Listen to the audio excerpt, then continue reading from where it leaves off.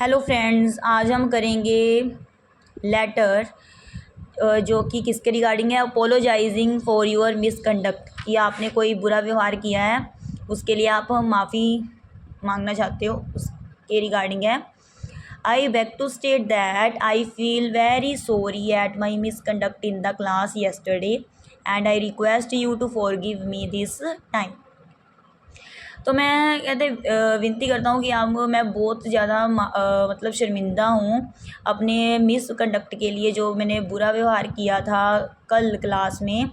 And और मैं विनती करता हूँ कि आप मुझे माफ़ कर दो, इस समय मुझे माफ़ कर दो। It so happened that my friend come and requested the English professor to send me out but professor refused. देखो क्या हुआ था, कहते मेरा फ्रेंड आया और उसने विनती की, रिक्वेस्ट की इंग्लिश प्रोफेसर को कि मुझे भेज दे बाहर, बट प्रोफेसर ने मना कर दिया।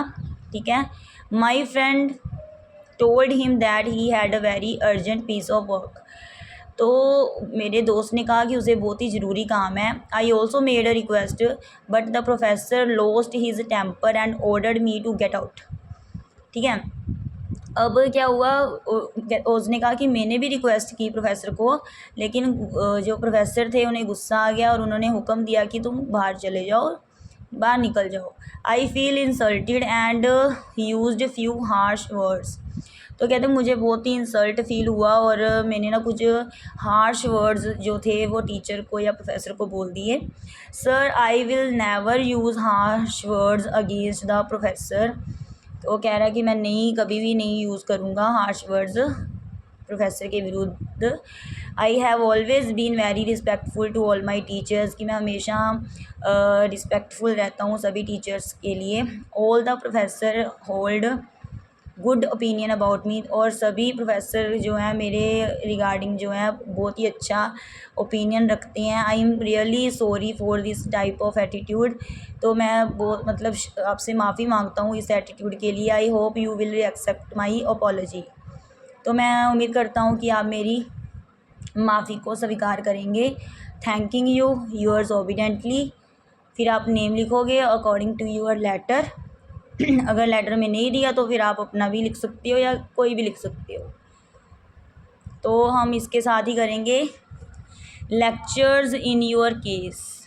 ठीक है, I am a student of BA second year in your college, कि मैं BA सेकेंड ईयर का स्टूडेंट हूँ आपके कॉलेज में। I have come to know that I fall short of lectures in all the subject.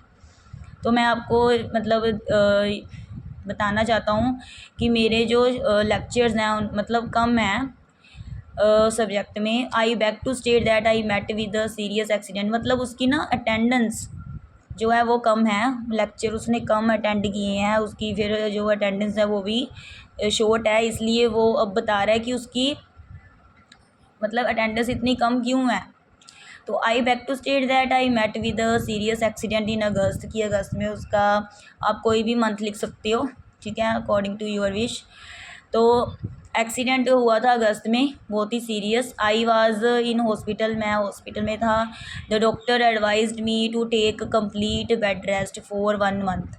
तो doctor ने मुझे सलाह दी कि तुम पूरा बेड रेस्ट लो 1 मंथ के लिए। So I couldn't come to the college to attend my classes for about 1 month but in, तो इसलिए कहता मैंने, इसलिए उसने कहा कि मैंने नहीं अटेंड की क्लास 1 मंथ से।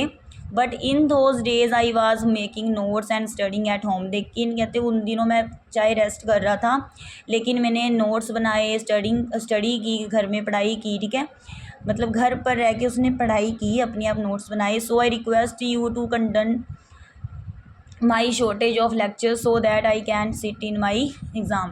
तो कहता है कि मैं आपसे रिक्वेस्ट करता हूँ कि आप मेरी जो लेक्चर्स की शॉर्टेज है उसे माफ़ कर दें और मुझे बैठने का मौका मिल जाए, तो मुझे बैठने का मौका मिल जाए एग्ज़ाम में। Thanking you, yours obediently. फिर आप नेम लिखोगे अकॉर्डिंग टू योर लेटर। अगर लेटर में नहीं दिया तो आप अकॉर्डिंग टू योर विश लिख सकते हो। थैंक्स।